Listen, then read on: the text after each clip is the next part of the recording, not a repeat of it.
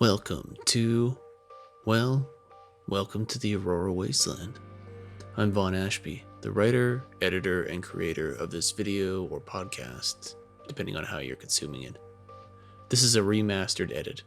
I've learned a lot over the last few years of putting these together, and I thought it would be good to go back over some of the older episodes.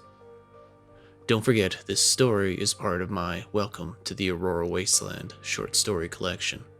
You can find the links on my website, vaughnashby.com, along with my other books, including a few free ones, if you sell your soul, that is, and sign up to my mailing list.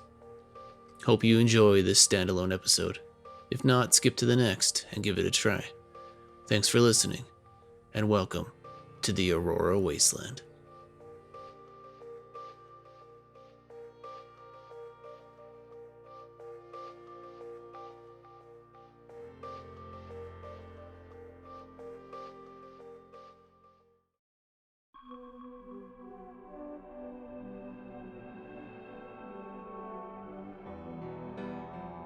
I'm going to tell you a story, and it's going to involve a missing hiker, and the lengths that people will go to get back the people they love. Oh, and maybe a hint of time travel. Welcome to the Aurora Wasteland.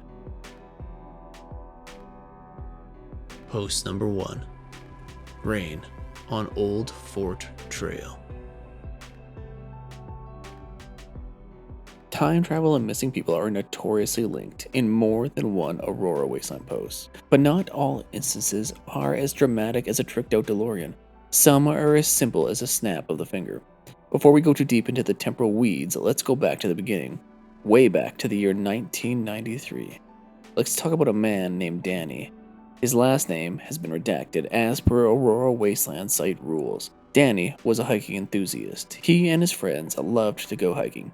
They'd go out to the mountains every week, picking up a new trail, exploring Mother Nature, and sneaking off into the trees with their girlfriends who loved to tag along for the ride. After a few years, those girlfriends turned to wives, but the woodland intimacy continued. One of their favorite places in the world to hike was the Brightness Falls Park. Nestled inside the Canadian side of the Rocky Mountains, the Brightness Falls Park is host to a vast mountain range, beautiful lakes, and breathtaking views.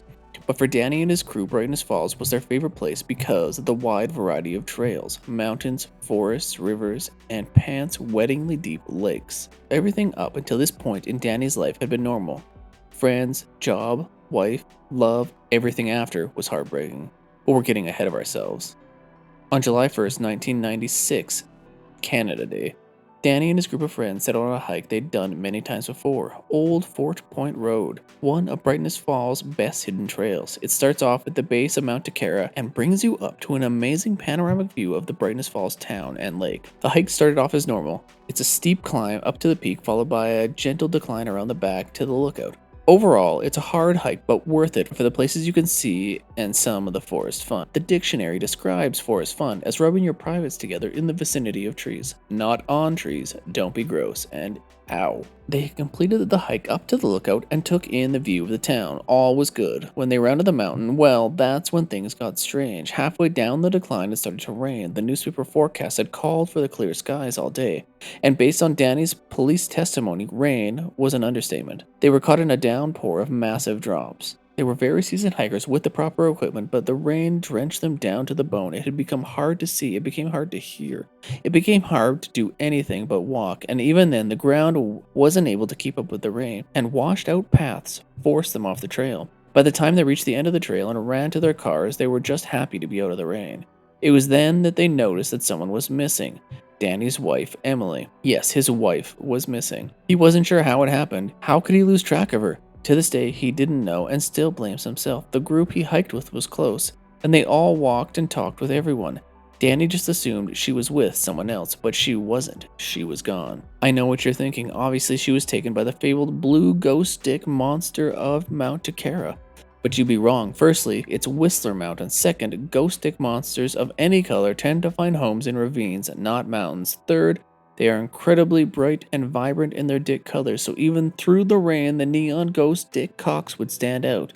That's just basic monster ghost stick knowledge. Come on, man, keep up, because this shit is going to get weirder and weirder. At this point, Danny and his friends didn't know what to do. They went back to try and find her, and obviously they didn't. Otherwise, this whole post wouldn't exist. After that, They went to the police. They also didn't find anything. The rain had washed every footprint off the mountain. With no luck, they filed a police report, which led to an investigation that cleared Danny from any suspicion and claimed that Emily had likely wandered into a bear's cave to take shelter in the rain. A cave that probably had a bear in it. You can fill in the rest of the graphic story with your imagination, but Danny didn't buy it. He wasn't ready to let go of her, so he didn't. Which is where we leave 1996. For years, Danny searched every inch of the mountain. For years searching for Emily, but found nothing. So what? A lost hiker gets eaten by a bear during a rainstorm? That doesn't sound strange or weird. Gross, yes. Weird, no. Well, hold on to your panties because things are about to get mildly weirder. Let's jump up to 2016. Danny's story has made its way onto the Aurora Wasteland website, but the post had long been buried under similar stories. Missing people under strange circumstances is more common than you know, but Danny wasn't able to give up. 23 years later, technology had advanced and Danny made a video asking for help. He wanted a seasoned team of Aurora Wasteland explorers to help him retrace his steps, which is where me and my team came to the picture. Danny's video was forwarded to me one day at work. It was interesting enough, with just enough strange with a splash of heartstring tuggage to get me off my ass. My team and I geared up and we met Danny at the base of a hike. He introduced himself and we walked through his story. While we believed him, his passion and undeniability, we didn't expect to see anything on the hike. Movies had led us to believe that the anniversary of any event was somehow important, but from our experience, that rarely yielded results. Anniversaries are for survivors, not for victims. But we liked Danny, and we liked his story, and wanted to help, so we hiked. With Danny as our guide, we did the old Fort Point hike. He became emotional a few times, most notably where he last remembered seeing her. We all have special people in our lives that we couldn't imagine vanishing just one day. Danny's emotions rubbed off on us. After reaching the outlook, we started down the backside, the part that goes through the forest. That's where it started to rain. Danny again became emotional. He reminisced how it supposedly rained on the day of the hike 23 years ago, much like today. I'm not going to lie, around this point I had flickers of hope on our hike with Danny. If there was ever going to be a resolution, it would be now. It had to be. Rain on the 23-year anniversary? But that was just my imagination and hopes messing with me. I had hoped we'd run into a woman hiker that had separated from her group. We'd find out her name and realize it was the same as the missing hiker. And then Danny and her could have this grand reconnection, but that didn't happen. The rain only sprinkled and lasted no more than a minute. The rest of the hike was done in a slightly disappointed silence. Now that should be the end of the story. We should have left disappointed with some kind of moral to the story, like you can't expect what happens in movies to happen in real life, because stories and real life play by different rules. Shit, that sounds close to a moral. Frustrated, we threw our gear in the trunk of the vehicle and climbed in for a long ride home when someone noticed something. While out on the hike, and even now in the car, we had no cell signal. No way for our phones to connect to the network. So what happened to our phones happened to us. All but one of the hiking crew had brought their cell phones with them. Only one jackass, he knows who he is, forgot his cell phone in the car. And that jackass's phone was exactly 1 minute behind ours. It took us a few minutes to really figure out what had happened. We somehow stepped forward in time by 1 minute.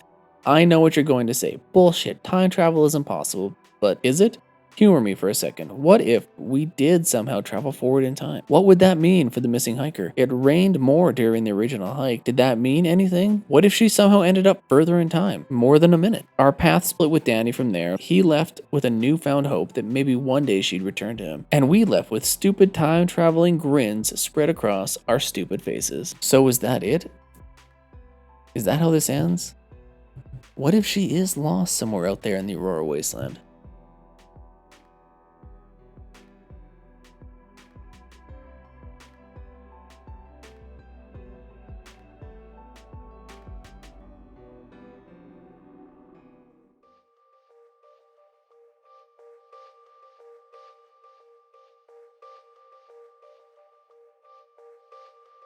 Hey, my name is Vaughn Ashby. I wrote this. If you liked what you heard, head on over to vaughnashby.com/free and pick up a free novel or a bunch of other free stuff. Go explore the Aurora Wasteland yourself at aurorawasteland.com. Don't forget to check out the Stories from the Wasteland podcast and search for Vaughn Ashby on YouTube for video versions and other exciting videos. Thanks for listening.